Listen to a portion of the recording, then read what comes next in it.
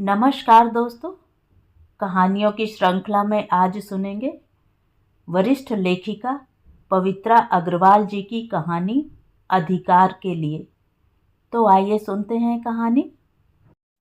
उत्तर प्रदेश से दूर दक्षिण के इस प्रांत में अचानक मेरी मुलाकात कमलेश से हो जाएगी, ऐसा मैंने सोचा भी नहीं था। मैं बस में चढ़ रही थी और कमलेश उसी बस से उतर रही थी। एक दूसरे से हमारी नजरें मिली, आंखों में कुछ पहचान उभरी और हम एक दूसरे से लिपट गए थे।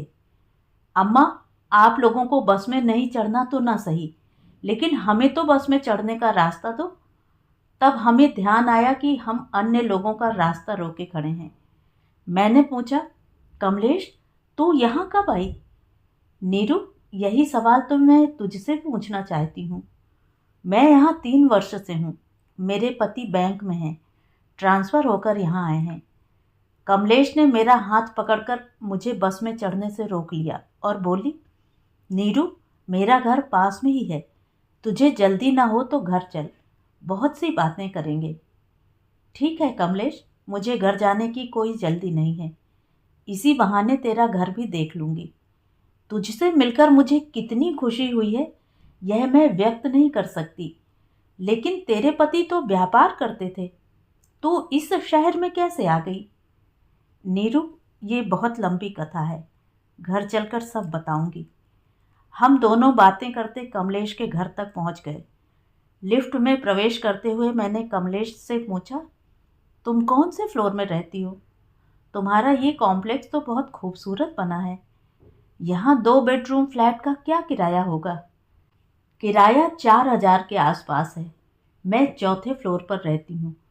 फ्लैट का ताला खोलकर कमलेश ने मुझे अपने सुसज्जित ड्राइंग रूम में बिठाया।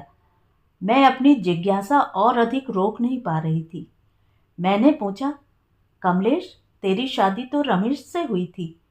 उन दिनों तेरी शादी ने उस छोटे से कस्बे को हिलाकर रख दिया था, जैसे कोई भूकंप आ गया हो। तूने जो कदम उठाया था वह सबके लिए एक नई बात थी। इतनी हिम्मत तूने कहाँ से जुटाई थी? तभी तुझसे मिलने को मेरा बहुत मन कर रहा था। लेकिन उन्हीं दिनों पापा का ट्रांसफ़र हो गया था। शादी के समय तो तू गर्भवती थी। क्या हुआ था, बेटा या बेटी? और वह कहाँ है? हाँ, तब मेरे बेटी पैदा हुई थी। वह अब 10 वर्ष की है।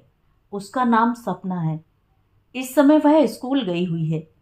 नीरू, बातें तो आराम से होती रहेंगी। पहले ये बता, गर्म लेगी या ठंडा? पहले तो एक गिलास ठंडा पानी पिला दे कमलेश, फिर चाय चलेगी। पानी का गिलास मुझे देकर कमलेश रसोई में चली गई। मेरा मन अतीत में भटकने लगा था। करीब 10-11 वर्ष पहले की बात है। एक दिन अचानक शहर में तहलका सा मच गया था। भाई ने बाहर से आकर बताया था कि कमलेश नाम की एक लड़की ने चौराहे की एक दुकान पर आमरण अनशन कर दिया है। सुना है दुकान मालिक के बेटे ने मंदिर में उससे शादी की थी, और अब जब वह मां बनने वाली है तो उसने उसे पत्नी मानने से इनकार कर दिया है। उसकी कल शाम को ही किसी सेठ की बेटी से सगाई होने वाली है। महिला संस्था की बहुत सी सदस्याएं वहां लड़के के खिलाफ नारे लगा रही हैं। दुकान पर बैनर लगे हैं, मेरे बच्चे को पिता का नाम दिलाओ या यहीं मेरी चिता जलाओ, पत्नी का अधिकार लेकर रहूंगी। तब भाई ने ही बताया था कि कमलेश को देखने के लिए भीड़ उमड़ पड़ी है। पुलिस को स्थिति संभालनी पड़ी है। पुलिस वहां किसी को ठहरने नहीं दे रही। लोग आते जा रहे हैं और आगे बढ़ते जा रहे हैं। यह तो मुझे बाद में पता चला था कि ये वही कमलेश है जो इंटर में मेरी दोस्त थी। कॉलेज में भी वह बहुत उदास रहती थी।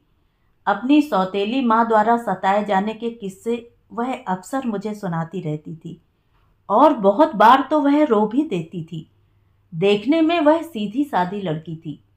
मैं कल्पना भी नहीं कर सकती थी कि कभी वो ऐसा भी कुछ कर सकती है। कमलेश द्वारा चाय की ट्रे मेज पर रखने से मैं अतीत से वर्तमान में लौट आई। मेरे मन में कमलेश को लेकर बहुत सी जिज्ञासा थी, जिनका समाधान मैं कमलेश से चाहती थी। चाय पीते हुए मैं और अधिक सब्र नहीं कर पाई। और बातों की धारा उसी तरफ मोड़ते हुए मैंने पूछा, कमलेश, रमेश के क्या हाल हैं? वह कहाँ है? रमेश को तो मैंने तभी छोड़ दिया था। वह शादी भी कोई शादी थी, वह जबरदस्ती की शादी थी।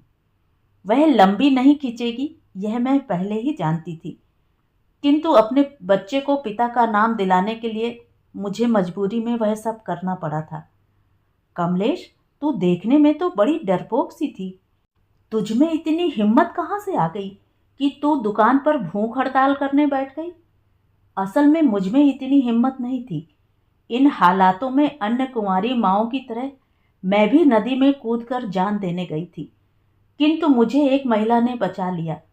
उस महिला का नाम रत्ना था। वह किसी सामाजिक संगठन की सदस्य थी। मेरे आत्महत्या का कारण सुनकर वह मुझ पर बिगड़ पड़ी। उसने कहा, एक गलती पहले कर चुकी हो, अब दूसरी करने जा रही हो। गलती सिर्फ तुम्हारी ही नहीं है। प्यार में रमेश ने तुम्हें धोखा दिया है। सजा तुम अकेली क्यों भुगत रही हो? लड़कियों की इसी कायरता से लड़कों को प्रोत्साहन मिलता है। लड़की में जरा भी हिम्मत हो तो वह ऐसे लोगों को सबक सिखा सकती है। एक को सबक सिखाने का मतलब है समाज के अन्य लोगों को भी सबक मिल जाएगा। इसमें सबक लड़कों को ही नहीं, लड़कियों को भी मिलेगा, ताकि वह ऐसी बेवकूफ़ियां ना करें जिससे बाद में उन्हें शर्मिंदा होना पड़े। कमलेश, रत्ना ने कहा तो ठीक ही था, लेकिन एक बात बता, प्यार करना गलत नहीं है, किंतु प्यार में शादी से पहले सब सीमाएं तोड़ देना भी तो सही नहीं है। तू इस हद तक कैसे पहुंच गई कि गर्भवती हो गई? नीरू, की तो मैंने भी शादी ही थी, किंतु मेरी अज्ञानता की वजह से वह शादी एक छलावा सिद्ध हुई। हमने बाकायदा मंदिर में रमेश के 3 दोस्तों के सामने शादी की थी। शादी की सभी रस्में मंदिर के पुजारी ने पूरी की थी, किंतु मेरे पास इसका कोई प्रमाण नहीं था। फोटो भी खिंचवा लिया होता तो कुछ तो सबूत होता। शादी के बाद क्या तुम साथ रहने लगे थे? नहीं नीरू, शादी के बाद हम साथ नहीं रहे। रमेश का कहना था, मौका देखकर माँ को सब बता दूंगा। तुम तो जानती हो कि मैं पिता के साथ ही बिजनेस करता हूँ। यदि उन्होंने घर से निकाल दिया तो मैं सड़क पर आ जाऊंगा। अतः उसने शादी की बात किसी से भी कहने को मुझे मना कर दिया था। कभी कभी हम उसके एक दोस्त के कमरे में मिल लेते थे। उसका दोस्त पढ़ने के लिए किराए का कमरा लेकर वहां रहता था। फिर क्या हुआ? जब मुझे माँ बनने की बात का ज्ञान हुआ तो मैंने रमेश को बताया। यह सुनकर वह घबरा गया और बोला, तू किसी महिला डॉक्टर से बात करके गर्भपात करा ले, रुपए मैं दे दूंगा। मेरे घर वालों को यह बात पता नहीं चलनी चाहिए, वरना बात बिगड़ जाएगी।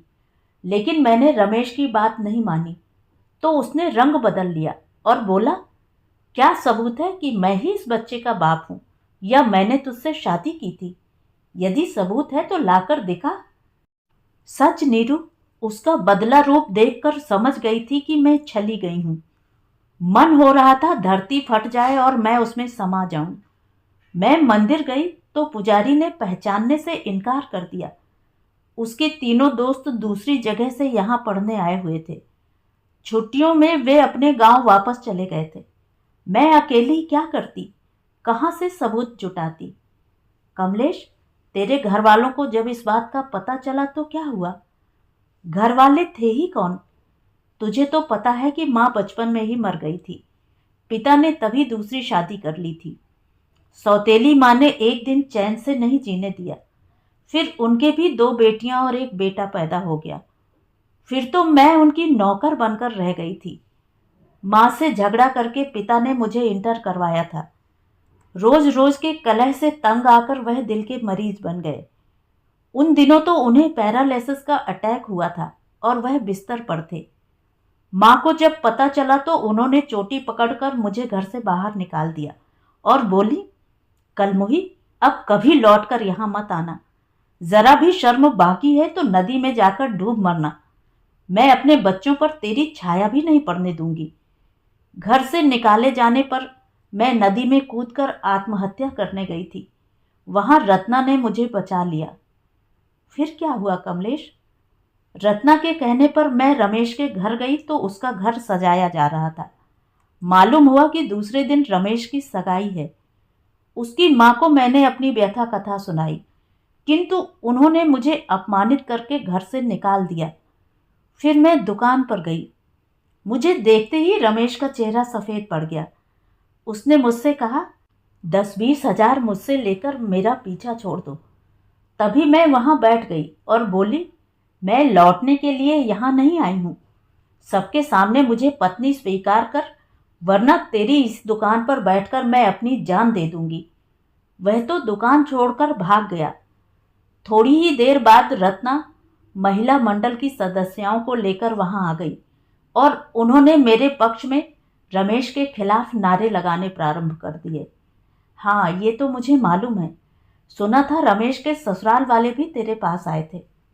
हाँ, रमेश के ससुराल वाले मेरे एहसानमंद थे। वह कह रहे थे कि तुम्हारे इस कदम से ही हमारी बेटी की जिंदगी खराब होने से बच गई, वरना रमेश के दुष्कर्मों का हमें पता भी नहीं चलता। वह मुझे आश्वासन देके गए कि हम तेरे साथ हैं, कभी भी किसी मदद की ज़रूरत हो तो हमें फ़ोन कर देना। रमेश लापता था। मैंने भी ठान लिया था कि या तो जान दे दूंगी या अपना अधिकार लेकर रहूंगी। हाँ कमलेश, इसके बाद की बात तो मुझे मालूम है। शहर के कुछ उत्साही युवक दूसरे दिन रमेश को कहीं से ढूंढ कर लाए थे और चौराहे पर ही विवाह का मंडप तैयार करके जन समूह के सामने उससे तेरी शादी कराई थी। सुना है उसके पिता ने भी सबके सम्मुख तुझे अपनी बहू स्वीकार कर लिया था। शादी के बाद शायद तेरे ससुर ने ही जूस पिलाकर तेरी भूख हड़ताल समाप्त करवाई थी। यह भी सुना था कि जन समूह में से बहुत से लोगों ने कन्यादान की रस्म में भाग लिया था। खुली जीप में तुम दोनों को बैठाकर शहर में तुम्हारा जुलूस निकाला गया था। हमारे घर के सामने से भी तुम्हारी जीप गुजरी थी। तभी तो मुझे यह ज्ञात हुआ कि यह घटना तुम्हारे साथ घटी है। उसके बाद क्या हुआ यह मुझे नहीं मालूम। उसके बाद जीप से मुझे रमेश के घर ले जाया गया। वहां तो मातम का माहौल था। माता पिता दोनों ने रमेश को बहुत फटकारा। यदि रमेश उनका इकलौता बेटा न होता तो शायद वह उसे जायदाद से बेदखल करके घर से ही निकाल देते। उस घर में मुझसे किसी ने पानी तक भी नहीं पूछा। भूख से बेहाल मैं एक कमरे में पड़ी आंसू बहा रही थी। तभी मैंने सुना रमेश के पिता किसी से कह रहे थे, उस लड़की को किसी ने खाने को कुछ दिया या नहीं? वैसे भी वह 2 दिन से भूखी है। कहीं मर मरा गई तो हत्या हमारे सिर पड़ेगी।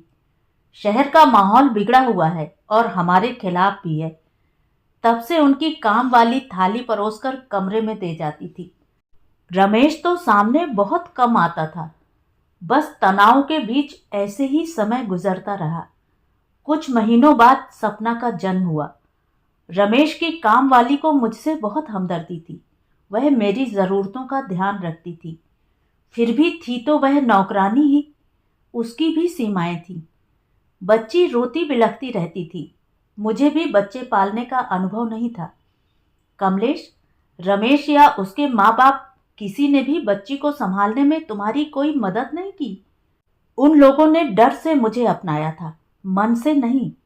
कोई कभी यह भी नहीं पूछता था कि बच्ची क्यों रो रही है। मैं ही रमेश को बाप की जिम्मेदारी निभाने की याद दिलाती थी तो वह भड़क उठता था। 1-2 बार उसने हाथ उठाने की कोशिश भी की। उसकी माँ भी हर समय ताने मारती रहती थी। मैं चाहती तो पुलिस में रिपोर्ट लिखा सकती थी, जनता से, महिला संगठन से शिकायत कर सकती थी, लेकिन मैं भी थक गई थी और कोई नया तमाशा खड़ा करना नहीं चाहती थी। मैंने रमेश का घर छोड़ने का फैसला रत्ना को बता दिया था। रत्ना बोली, ऐसे कैसे घर छोड़ देगी? यदि वह पत्नी व बहू का सम्मान नहीं दे सकते तो उन्हें बच्ची के पालन पोषण के लिए धन देना होगा। हम लोग उनसे बात करते हैं। धन की उनके पास कमी नहीं थी। वह 1 लाख रुपए देने को तैयार हो गए। रुपए देने को वे आसानी से तैयार हो गए। रमेश के पिता तो एक बार में तैयार हो गए। शायद उन्हें यह सौदा सस्ता ही लगा था। पर रमेश की माँ ने डंक मारते हुए कहा था, यदि पैसा लेकर ही हमारा पीछा छोड़ना था तो उतना बड़ा तमाशा करने की क्या जरूरत थी? हम तो पहले भी दे रहे थे। तूने उन्हें जवाब नहीं दिया? मैं चुप कैसे रह सकती थी? मैंने कहा था, तमाशा न करती तो आपकी शराफत का नकाब कैसे उतरता? वह तमाशा आपके लिए होगा, मेरे लिए तो एक लड़ाई थी। मैं अपने बच्चे को नाजायज औलाद की गाली विरासत में नहीं देना चाहती थी।